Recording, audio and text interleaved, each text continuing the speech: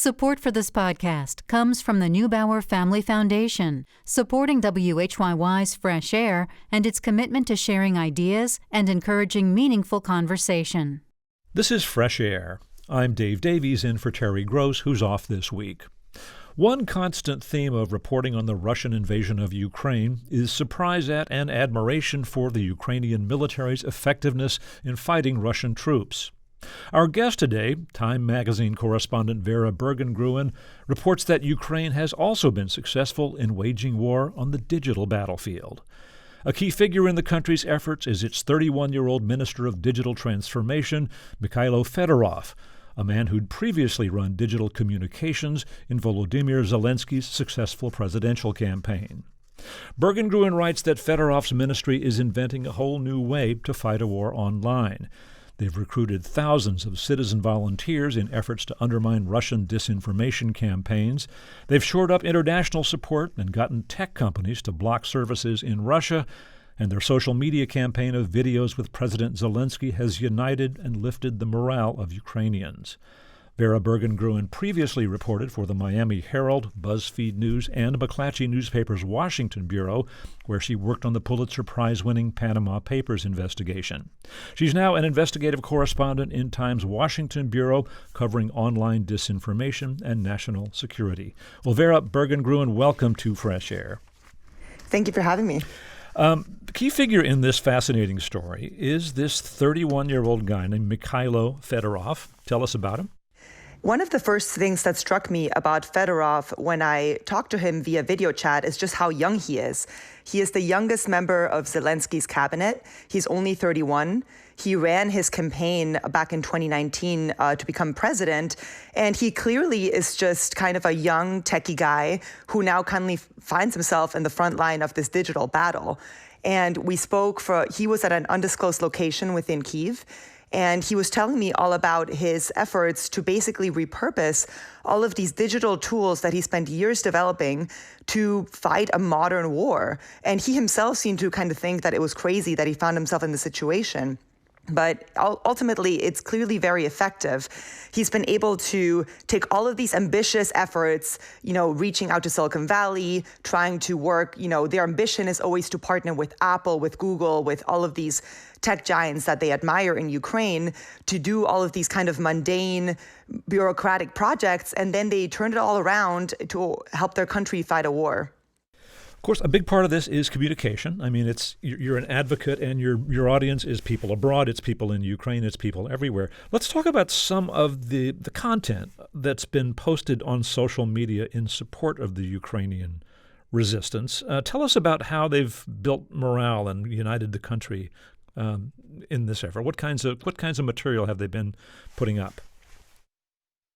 It's been a mix of kind of what we would call standard war propaganda, in the sense that all war content is often propaganda. So we've seen so many tales of heroism. There was the mythical ghost of Kyiv, who was, allegedly a fighter pilot who was taking out all of these, Russian targets. We don't think he's real, but there's been all of these kind of war stories that have really galvanized people behind them. But so many of them have been real. So many of them have been really galvanizing messages. There was Zelensky himself, who's such a inspiring figure for many Ukrainians and for people abroad. And he just very naturally, given that his background is as an actor, as a comedian, he naturally stepped into this role and almost seemed to have all these ready one-liners that immediately went viral. His famous line, I need more ammunition. I don't need a ride, when they offered to get him out of Kyiv. We've got Ukrainians themselves, there was early in the war, there was this old woman who came up to a Russian soldier and told him to take sunflower seeds in his pocket, so when he died on Ukrainian soil, at least flowers would bloom. And there's all these moments kind of captured on camera and immediately making their way around the globe that have done the work of the Ukrainian government for them in many senses, to really get the message out there, to show resilience, to show resistance.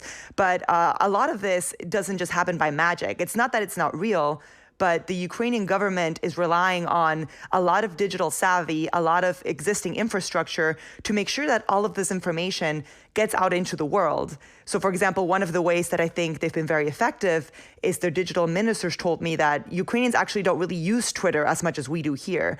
Especially the government, they use it, but it's not as popular an app. They use other apps. But they know that people in the United States and in Western Europe are obsessed with Twitter. We're in it all the time. So what they did is, they went on Twitter, they made sure that everything that they would usually put out through other mechanisms is on this app in order to reach their target audience, which is mainly people abroad. So in other words, they've really been able to collect all of these examples of resistance, of resilience, of heroism, which are, often obviously real stories, but they're relying on a lot of digital know-how in order to make sure that they reach their target audience. It's easy to forget that in the early days of the war, there was a wide expectation that the Russians would quickly take Kyiv, and people might have been expecting President Zelensky to, leave and form a government in exile. The fact that he stayed there and continued to make these videos saying, "We are here, we're not going anywhere, we're fighting," that was pretty inspirational, wasn't it? It was, and it's the thing that brought much of the world to Ukraine's side, because, when you try to imagine someone besides Zelensky, or maybe someone who did leave, or maybe someone who stayed but chose not to be so public, chose not to film these truly unprecedented videos of himself, a world leader filming himself, on the selfie mode on his smartphone, walking around Kyiv and giving these these messages to his people, I think it's fair to say that a lot of the world would just ultimately, unfortunately, care less about what's happening in Ukraine. He's a very effective spokesman. And, again, in the early days of the war, so much of the world's support hinged on Zelensky's messages, both to the world through social media, to world leaders and to parliaments and to Congress. He did every single thing he could to get the message out there. But the style in which he did it is just so perfectly made for 2022. It's bite-sized. It's on video. He's wearing this, olive T-shirt. He's not wearing when he's speaking to, to the world governments, to world leaders. He's not wearing a suit. He's in the streets of Kyiv, kind of filming himself, and all of this is just made kind of for maximum effect to really get the direness of the situation across. I know there are updates on what's happening in the war that come along in a lot of these social media posts. The other thing, is that, the Russians are famously effective at disinformation. And you write that one of the things that Mikhailo Fedorov and the ministry have done is to blunt these efforts at disinformation, not just debunking them, but pre-bunking them, that is to say, getting out ahead of the message. Give us an example of this. Right. And this is something that I think Russia didn't really anticipate, because they are masters of kind of chaos. We, Dave, it's interesting. I feel like we all, in the United States, in Europe, especially after 2016, had this impression of the Russians as master social media manipulators. Like, we don't really know what they're doing. They get in there and we just can't prevent them from manipulating all of us. But ultimately, all these experts and analysts I speak with say that they're kind of unsophisticated when it comes to social media. And what they really do is flood the zone with so much information that people don't really know what to believe. And in this case, Ukrainians were able to get ahead of it. We have to remember that Ukraine is very familiar with Russian tactics, much more than even we are in the United States, because they've been at the receiving end of it for years and years, and they've been at war with, in parts of Ukraine with Russia for a long time. So they know that one of the most effective ways to get ahead of it is to not allow these disinformation narratives to take root at all. So, for example, when rumors started circulating that Zelensky has fled, they immediately put him on camera. I think he even held up his phone while someone filmed him to show the date, so they knew that this was a correct video and that it was accurate. And he shows himself and says, I haven't fled. In another case, they warned people ahead of time that there were going to be rumors that Ukrainian soldiers were laying down their arms, that they were surrendering to Russia early in the war. And they, even before Russia was able to fully blast this one-way megaphone of disinformation out there, before it could take root, they warned people about it, and it wasn't really effective. Instead of trying to fact check it, it just ended up pre-bunking it, which meant it couldn't even take root. People knew about this narrative before they even heard about it, and it just ultimately ended up being ineffective. One of the things you've written is that the Ukrainian Ministry of Digital Transformation has recruited regular citizens for this effort, up to 300,000, is this right, kind of citizen volunteers in this, what you refer to as an IT army? Yeah, this is actually Fedorov's words, an IT army, a tech army, and he's very proud of it. And it is, I have seen it, it's 300,000 people on the messaging app Telegram who are all, many of them are drawn from Ukraine's kind of entrepreneurial tech class. They're people who worked at tech companies, who had startups, who are cybersecurity experts, and many of them are just ordinary citizens who raise their hands. They all only get there by being vouched for by other experts. So they say that it's a pretty, select group. But these are all people who are basically volunteering to use their digital skills in a range of different ways in order to either protect Ukraine's digital efforts from Russian attacks. And again, they are very familiar with Russian attacks after 8 years of this, or to actually attack Russian infrastructure or digital assets themselves. When we talk about an army, armies, that is to say traditional armies, they recruit people, so they vet people, not anybody. Just anybody gets to come in. There's training and there's a command structure so that in theory you have an idea of who's in your army and they'll follow orders. To what extent does that model follow this IT army, or are they more like a guerrilla force that's out there winging? How does it work? What do they do?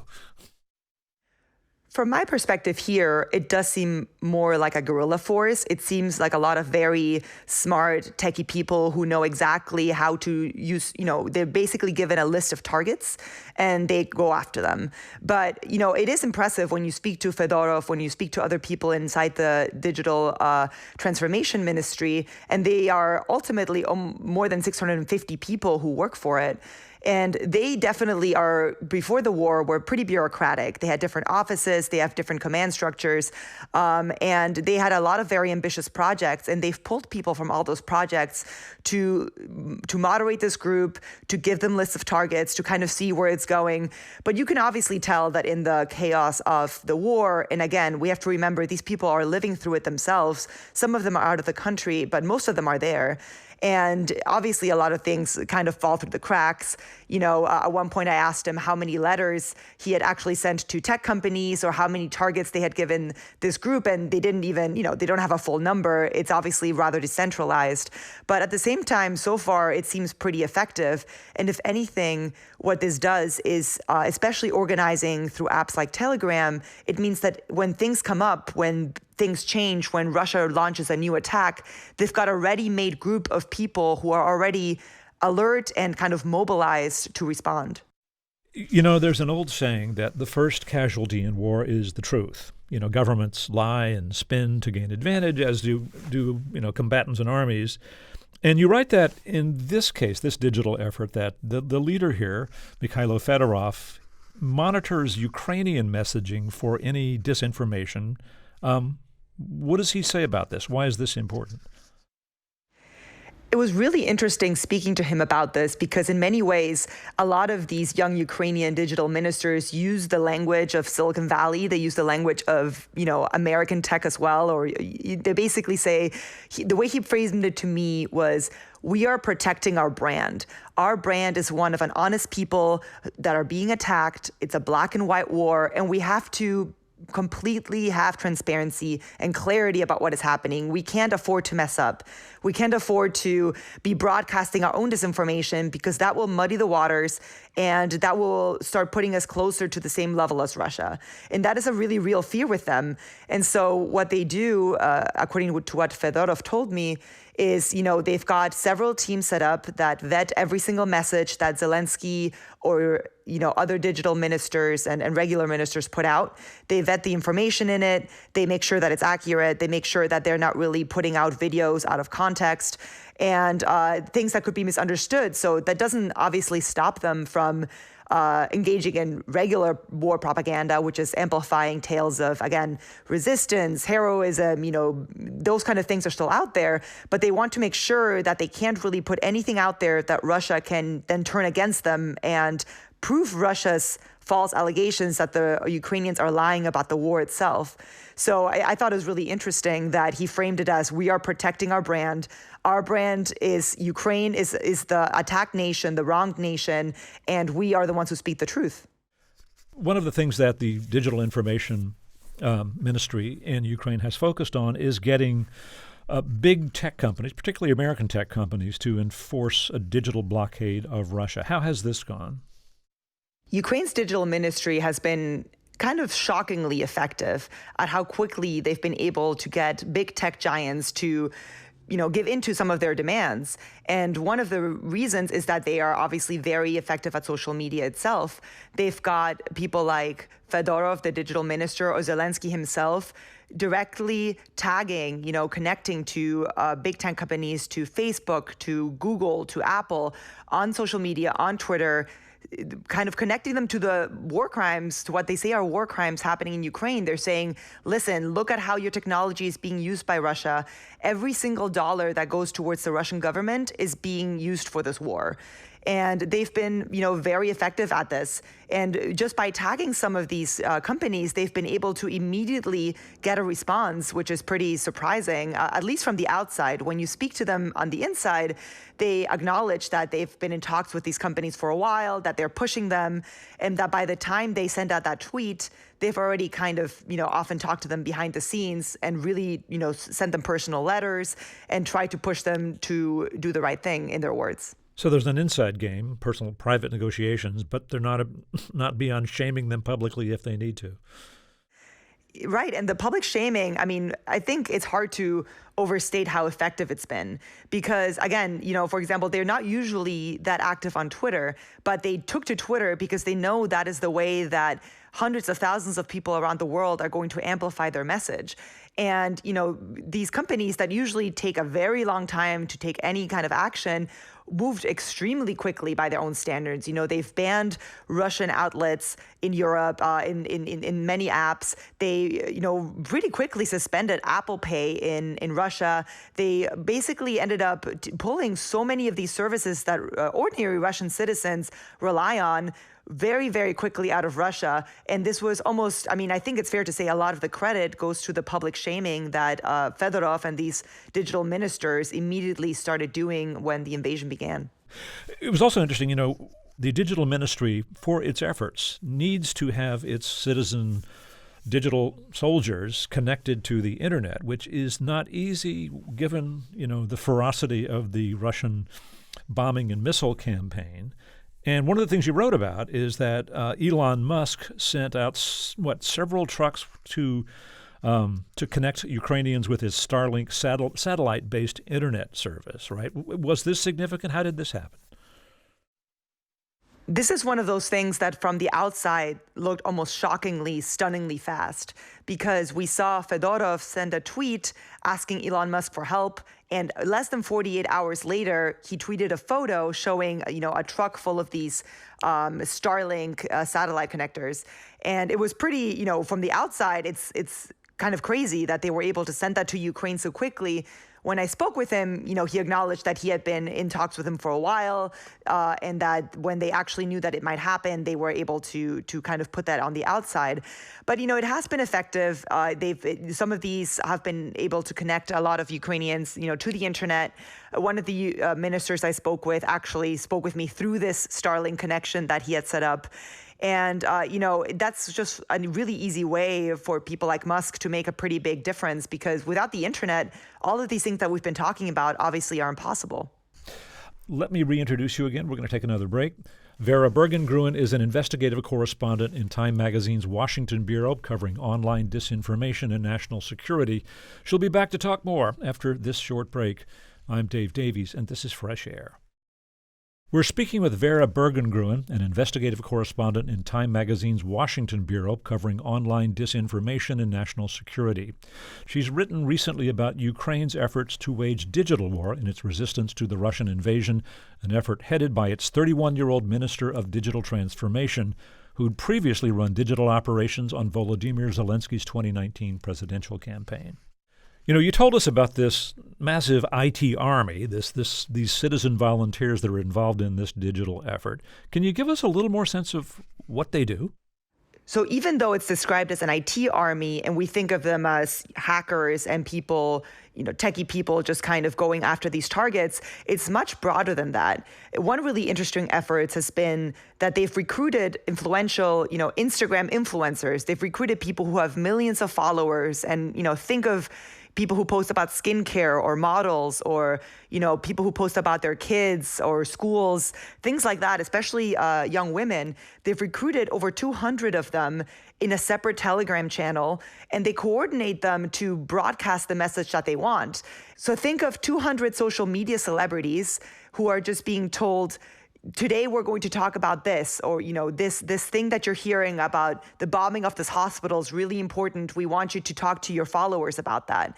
And these are people who, again, have millions of followers. And that is, I think, an underappreciated part of this. It's not just going after Russian targets or someone sitting in a dark room trying to hack into a Russian government system. It's a much more public-facing effort in terms of having a lot of these. Again, imagine, there's a model with 2 million followers who will go on Instagram and talk about, what's happening on the ground in Ukraine or how she's being personally affected by it. And that is something that I think we're really underestimating in terms of its power. And another way that they're really using this IT army, for example, is to organize systems where they can recruit even more volunteers. So they're recruiting volunteers, both, like we said, in terms of cyber experts, but also, for example, foreign fighters. They are using Telegram in order to put out calls for foreign fighters to come into Ukraine to help fight with the Ukrainian army. And all of this is being coordinated by the digital ministry. So this digital army, this IT army, is truly much broader than those very talented hackers who we know are going after Russian targets. Who is Stepan the Instagram cat? Stepan is a Ukrainian cat whose owner set up an account last year on Instagram and TikTok and just shared funny photos of her cat, who's just very comical. So people really loved following this cat. I mean, Britney Spears was one of this cat's followers. And then when the war started, suddenly these accounts took a very somber turn and started posting updates about the war.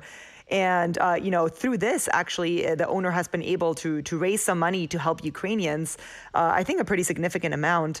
But I think it speaks to a much bigger thing, which is many of us didn't even realize how many Ukrainians we were following. I mean, this happened not just with this Instagram famous cat and TikTok famous cat, but, there's just a lot of content creators on social media who suddenly went dark or who suddenly started reporting from bomb shelters when usually they were, posting skincare tips or, some other kind of content. And I think that has been one of the most effective tools as well in order to raise awareness and galvanize support for Ukraine, because ultimately this is just something that a lot of people relate to. And I think, people like this cat, well, not people, accounts like this cat end up really reaching people who usually might not be tuned into this war. To what extent does the ministry, does this digital effort try to appeal to Russian soldiers or their families? Appealing directly to Russians has been a really big part of these efforts. And you can tell because they often speak in Russian, and they will make a point of it. So one of the biggest efforts has been a website and a Telegram channel that were set up in order to identify prisoners of war. So they want Russians who often, there's this digital iron curtain that's preventing them from knowing much of what's happening. They're not reading or watching the same news that we are. They're not really seeing, the carnage in Ukraine. And so one of the things that they they did is they set up a Telegram channel, because this app is not blocked in Russia, and setting up a website where they just post videos and photos of prisoners of war, of young Russians usually, and they have them identify themselves. And then they try to blast that one way over the border so that people can kind of find, their loved ones. And we know anecdotally that that's been very effective. There's a lot of stories of mothers, of families, of friends sending each other these photos saying, oh my God, that's my brother.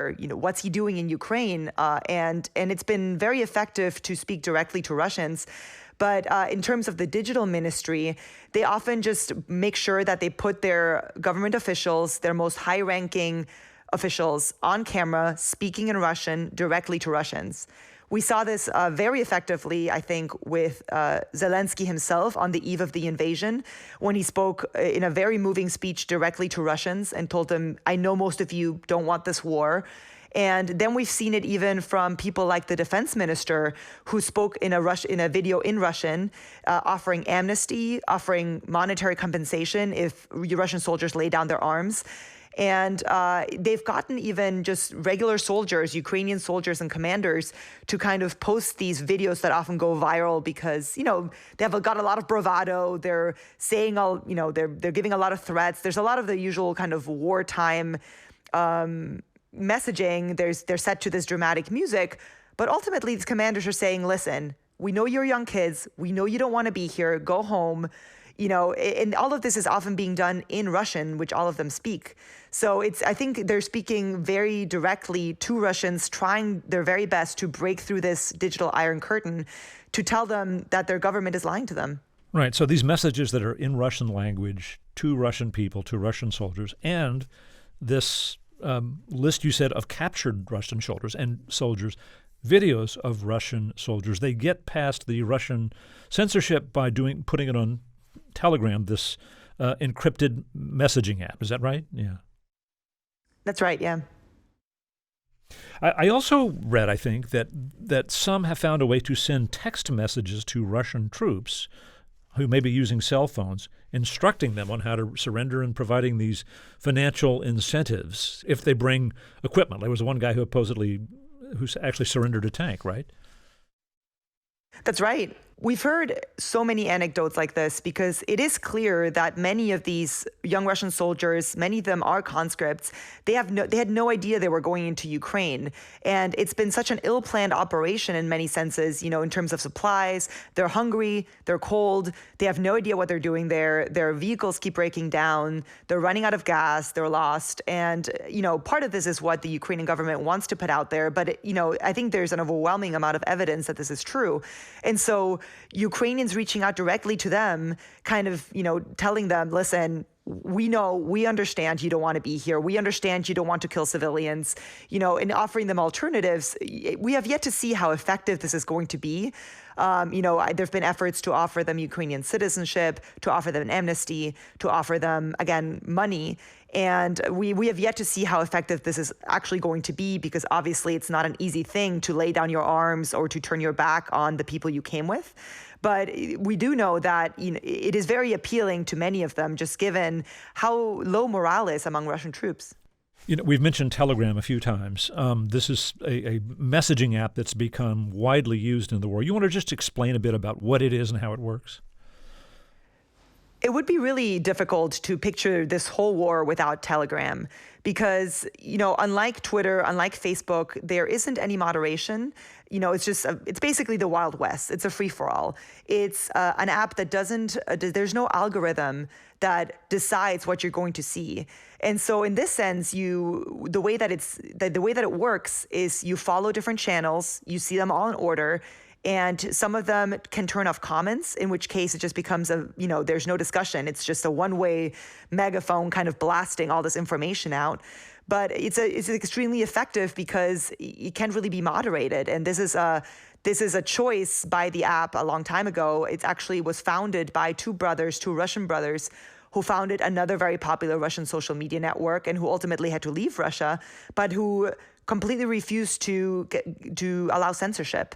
And so it's a very effective tool in this sense because, it allows you to upload large files, large video files, which obviously has been very useful in this particular context. People are using it to document war crimes, to show what's going on in their neighborhoods.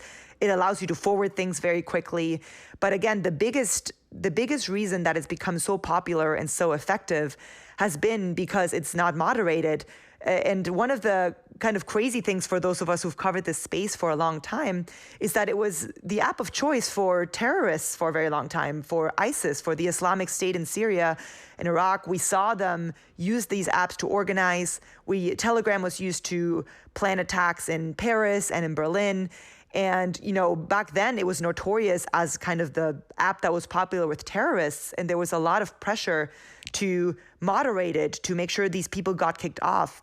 But now, in a kind of strange turn, the very things that made it a liability, that made it very dangerous, the very things that made national security officials from a lot of countries, push the app to shut this down, have been the reason that it's been so effective in this war. Has the Russian government tried to shut down Telegram? They've tried to shut it down in the past, unsuccessfully, because ultimately it was kind of funny. Even Putin's own spokesman ended up still using it behind the scenes, even when there was kind of a ban in name only on the app, because it's so effective. It's just people really like using it. It's extremely popular in Russia and in Ukraine. There's kind of a familiarity with it because it was, founded. The owner is Russian and it's a Russian native app ultimately. But the main reason that they're not shutting it down, according to the analysts I spoke to, is that the Russian government needs Telegram because they've restricted Facebook, they've restricted, Instagram, they've restricted Twitter, they've kind of restricted their own way of getting their message out and of getting Russian state media's message out. So if they were to block Telegram, Ukraine's narrative is the only one that exists. And so they actually, in the months before the war, made a concerted effort to have their main anchors, of Russia Today, of Sputnik, of all of these Russian state media channels, set up their own Telegram channels so that they are a competitor on this app. So they can't, I think one of the main reasons that they can't shut it down is because they needed to get their own message across to Russians too. In the United States, where social media platforms are criticized for not moderating content and letting disinformation to run free, Telegram is a place where anybody can put up a channel saying anything. And so you have this wild kind of competing megaphones, and it somehow works. That's right. I mean, don't get me wrong. It is a cesspool. Those of us who spend a lot of time on Telegram, just know how there's just... It is a complete free fall in also a negative way. Anyone can post anything. There's absolutely no way to really suppress some content. But again, they are living through a real war. They are horrific. There's horrific violence. There's just so much happening that usually if they were to post it somewhere like Facebook would probably be taken down or censored or suppressed. And this is the only way to really get an unfiltered view of the war across. And it's not just to other Ukrainians or to Russians, but it's to the rest of the world. It's giving us a front seat to the most dark, messed up, horrific aspects of the war. In some ways, I think we all have to admit that might be the only way for an app to be effective in the middle of a war. And in the case of, Russian families who are worried about their friends and family members who are serving in the Russian army, they find these channels that provide information about them, connect to it, and that's an effective way for the Ukrainian digital soldiers or the ministry to communicate with them, right? That's right. And we've seen downloads of Telegram in Russia spike dramatically, and it really seems to indicate that people are starved for news that isn't being shown on these propaganda channels, on state media. We need to take another break here. Let me reintroduce you. We are speaking with Vera Bergengruen. She's an investigative correspondent in Time Magazine's Washington Bureau, covering online disinformation and national security. We'll continue our conversation in just a moment. This is Fresh Air. This is Fresh Air, and we're speaking with Time Magazine's investigative correspondent, Vera Bergengruen. She's been reporting on Ukraine's success so far in waging digital war and resisting the Russian invasion.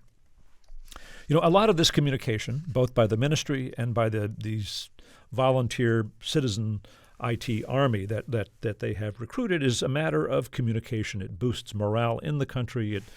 It builds outside support. I'm wondering how much of this effort is devoted to the battlefield itself, assisting Ukrainian military operations. Do you have a sense of that? We do know that some of these systems that the digital ministry has put in place, which are pretty innovative, like having a Telegram bot, which usually is used for example, PR or for customer service requests, having set up a whole Telegram channel, what we call a bot, where someone can report Russian troop movements or strikes on certain targets. And then, having that fed back into the military, that's, they're using tools like this in a way that they've never been used before. And in some cases, I think we actually know that they've been effective. The Russian Defense Ministry actually thanked whoever submitted a tip and said, we were able to take out this Russian tank thanks to your tip. And so they are able to weaponize some of these digital tools to obviously have an impact outside the digital realm. But I think the real scope of it won't really become clear until a couple of weeks or months from now, because so much of what's happening is really behind the scenes. One of the things that the Ukrainian government has done under Zelensky, I read, is, it's just digitized a lot more government services, as you said. You can easily pay parking tickets or schedule a COVID test and something. There are apps that are in the hands and on the mobile phones of Ukrainians. Has that assisted them in involving citizens in the digital war? All of this infrastructure and all of these apps that they developed before the war have been weaponized now on behalf of this digital battlefield. And one of the ways that this has happened has been turning these apps that most citizens have on their phones, like we said, to schedule, appointments, to pay a parking ticket, in order to give them crucial information about the war. So they're able to see Russian troop movements even. They're able to get a notification that alerts them when there's, when the air raid sirens are going off. They're able to see maps of bomb shelters. They're able to see where they might be able to find medical supplies or Wi-Fi.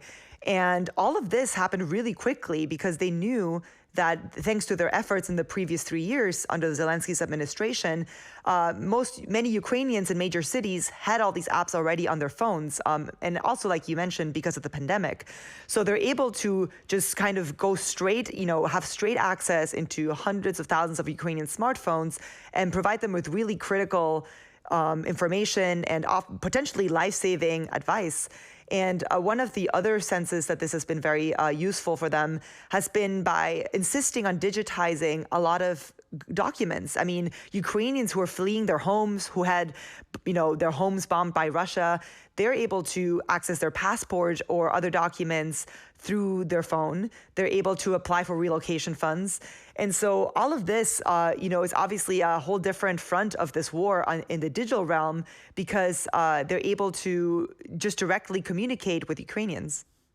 There have been reports of communications among Russian troops leaking, allowing Ukrainians to track and attack them in some cases.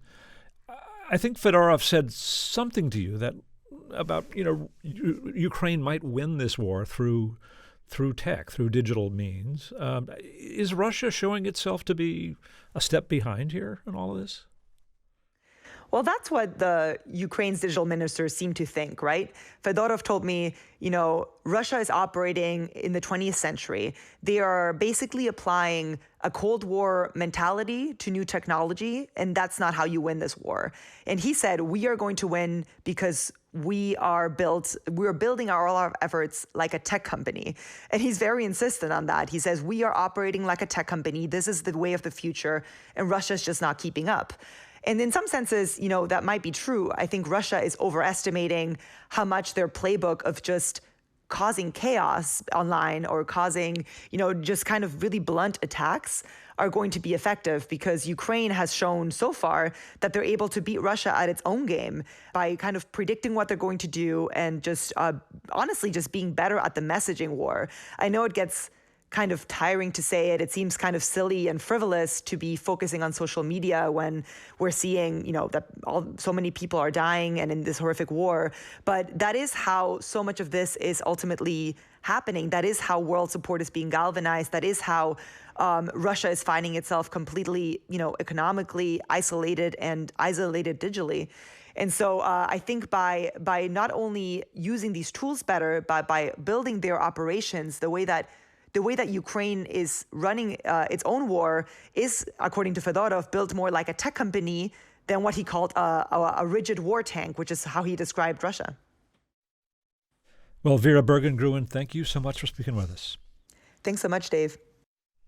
Vera Bergengruen is an investigative correspondent in Times Washington Bureau covering online disinformation and national security. For Terry Gross, I'm Dave Davies.